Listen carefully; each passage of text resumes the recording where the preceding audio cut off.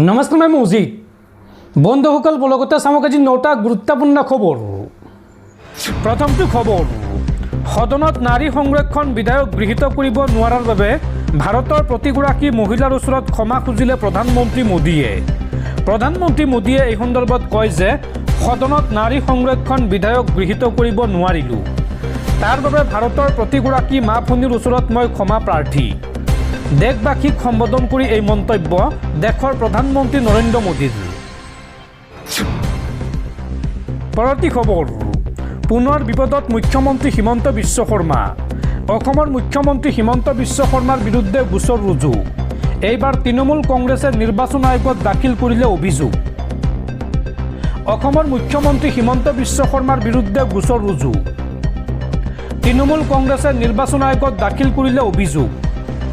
পশ্চিমবংগত নিৰ্বাচনী সভাত সাম্প্ৰদায়িক মন্তব্য কৰাৰ অভিযোগ মুখ্যমন্ত্ৰীৰ বিৰুদ্ধে।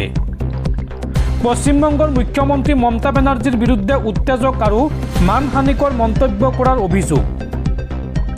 কোচবিহাৰত এখন নিৰ্বাচনী সভাত অংশ লৈছিল হিমন্ত বিশ্ব শৰ্মাই আৰু এই সভাতেই মমতা বেনাৰ্জীৰ বিৰুদ্ধে উত্তেজক আৰু মানহানিকৰ মন্তব্য কৰাৰ অভিযোগ মুখ্যমন্ত্ৰী হিমন্ত বিশ্ব শৰ্মাৰ বিৰুদ্ধে।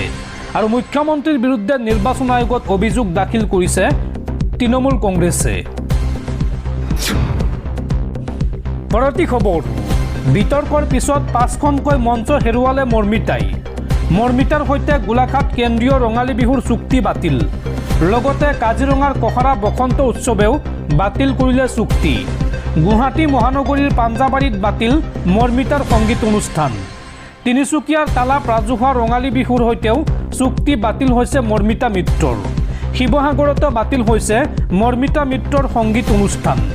উল্লেখযোগ্য যে প্ৰাণৰ শিল্পী জুবিন গাৰ্গৰ গীতসমূহ তেওঁ শুদ্ধ ৰূপত উপস্থাপন নকৰাৰ অভিযোগ উত্থাপন হৈছিল আৰু এই সন্দৰ্ভত বিতৰ্কৰ পিছতে 5খনকৈ মঞ্চ হেৰুৱাইছে মৰ্মিতা মিত্ৰই।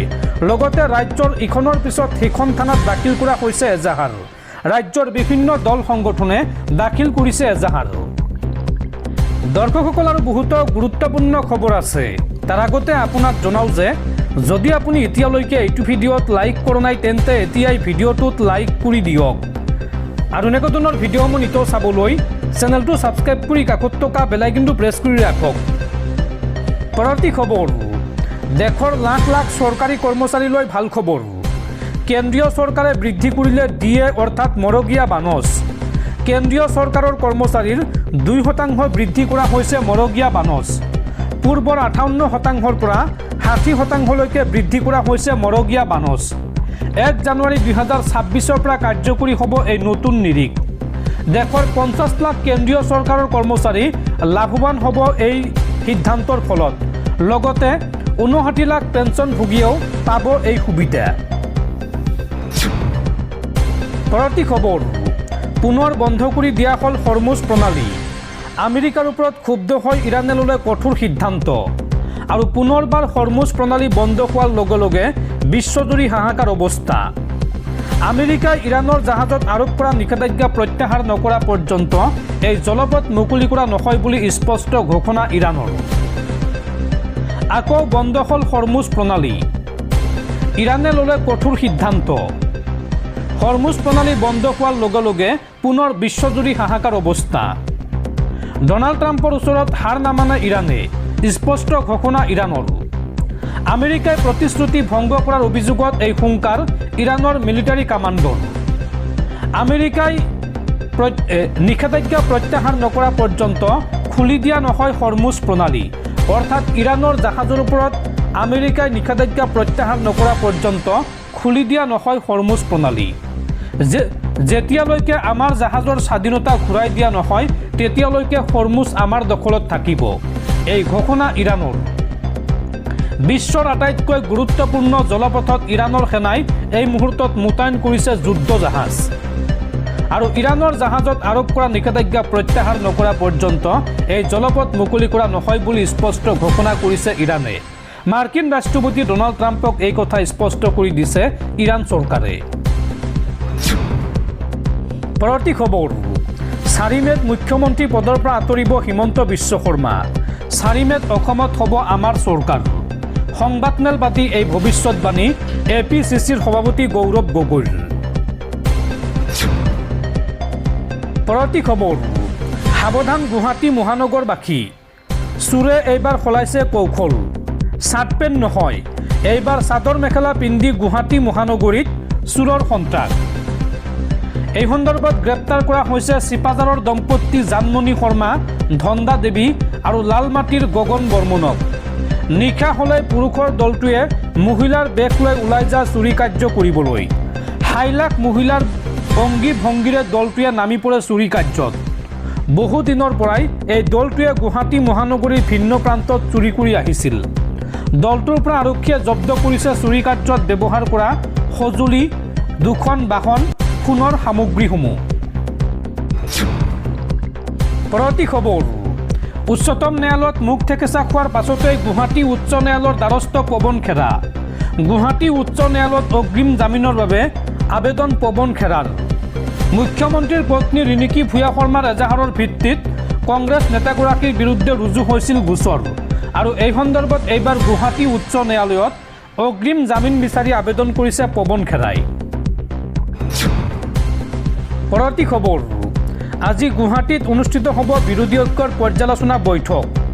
ৰাজ্যৰ 126টা সমষ্টিৰ প্ৰাৰ্থী উপস্থিত থাকিব এই বৈঠকত। সন্ধিয়া 6 বজাত হোটেল গ্ৰীণউডত নিৰ্বাচনৰ পিছত প্ৰথমবাৰৰ বাবে অনুষ্ঠিত হ'ব বিৰোধীৰ এই বৈঠক। এই সন্দৰ্ভত বিধায়ক অখিল গগৈয়ে মন্তব্য কৰি কয় যে এইবাৰ 70ৰ পৰা 80খন আসনত জয়ী হৈ অসমত চৰকাৰ গঠন কৰিব বিৰোধীয়ে। এই ভৱিষ্যতবাণী ৰাইজৰ দলৰ সভাপতি অখিল গগৈৰ। দেওবাৰে অৰ্থাৎ আজি পৰ্যালোচনা সভাত প্ৰীতি ভোজ খাব বিৰোধীয়ে। এইবাৰ 70ৰ পৰা 80খন আসনত জয়ী হৈ অসমত চৰকাৰ গঠন কৰিব বিৰোধীয়ে। ৰাইজৰ দলে 7খন আসন লাভ কৰিব। 30ৰ পৰা 35খন আসনৰ ভিতৰতে সীমাবদ্ধ হৈ থাকিব বিজেপি মিত্ৰজোঁট। এই ভৱিষ্যতবাণী ৰাইজৰ দলৰ সভাপতি অখিল গগৈৰ। পৰৱৰ্তী খবৰ, হৰমুজ প্ৰণালীত ভাৰতীয় জাহাজক লক্ষ্য কৰি গুলীচালনা ইৰাণী সেনাৰ। ভাৰতীয় পতাকা থকা 2খনকৈ তেল ভৰ্তি জাহাজক টাৰ্গেট ইৰাণী সৈন্যৰ।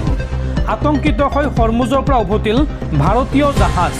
হৰমুজ প্ৰণালীত প্ৰথমবাৰৰ বাবে ভাৰতীয় জাহাজক লক্ষ্য কৰি গুলীচালনা কৰিছে ইৰাণৰ সৈন্যই। ইৰাণৰ নৌসেনাই উভতাই পঠিয়ালে এই জাহাজ দুখনক। খাৰুৱা তেল লৈ ভাৰত অভিমুখে আহি আছিল জাহাজ দুখন আৰু এই ঘটনা সন্দৰ্ভত ইৰাণৰ ৰাষ্ট্ৰদূতক চমন দিব ভাৰত চৰকাৰে। পৰৱৰ্তী খবৰ, 2023 চনৰ মহিলা সংৰক্ষণ বিধেয়ক কাৰ্যকৰী কৰক। এই বুলি মোদী চৰকাৰৰ ওপৰত চাপ বৃদ্ধি কৰিলে কংগ্ৰেছ নেত্ৰী প্ৰিয়ংকা গান্ধীয়ে।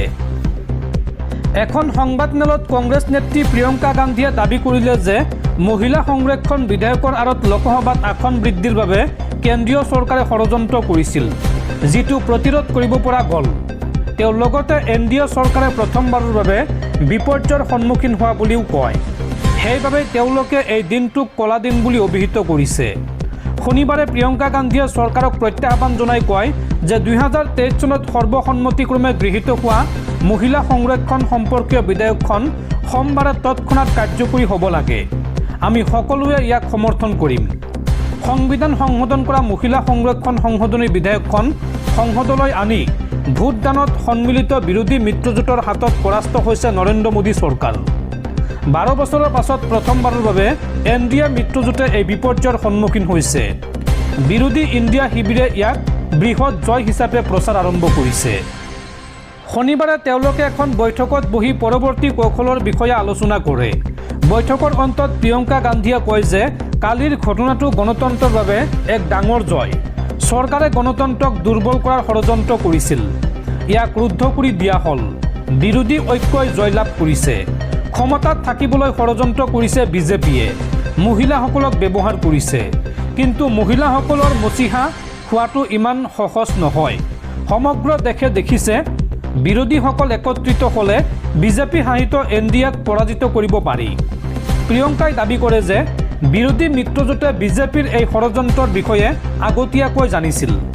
বিজেপি মিত্ৰজোঁটে বিধেয়কখন গৃহীত হ'লে ভাল হ'ব বুলি আৰু গৃহীত নহ'লে বিৰোধীক মহিলা বিৰোধী বুলি অভিহিত কৰিব পৰা যাব বুলি ভাবিছিল।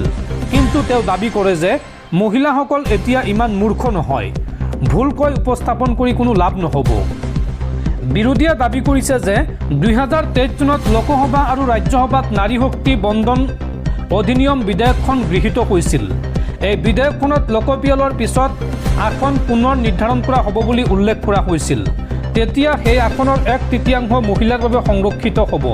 কিন্তু লোকপিয়লৰ বাবে অপেক্ষা নকৰাকৈয়ে লোকসভাৰ আসন বৃদ্ধিৰ সৈতে মহিলাৰ সংৰক্ষণক লগ লগাই দিয়া হৈছে। কংগ্ৰেছ নেত্ৰী প্ৰিয়ংকাই দাবী কৰে যে বিজেপিয়ে ভাবিছিল যে এতিয়া সমষ্টিৰ পুনৰ নিৰ্ধাৰণ নকৰিলে 2029 চনৰ আগতে আৰু সেয়া নহ'ব। বিজেপি চৰকাৰে ক্ষমতাত থাকিবলৈ এই ষড়যন্ত্ৰ কৰিছে। এই মন্তব্য কংগ্ৰেছ নেত্ৰী প্ৰিয়ংকা গান্ধীৰ।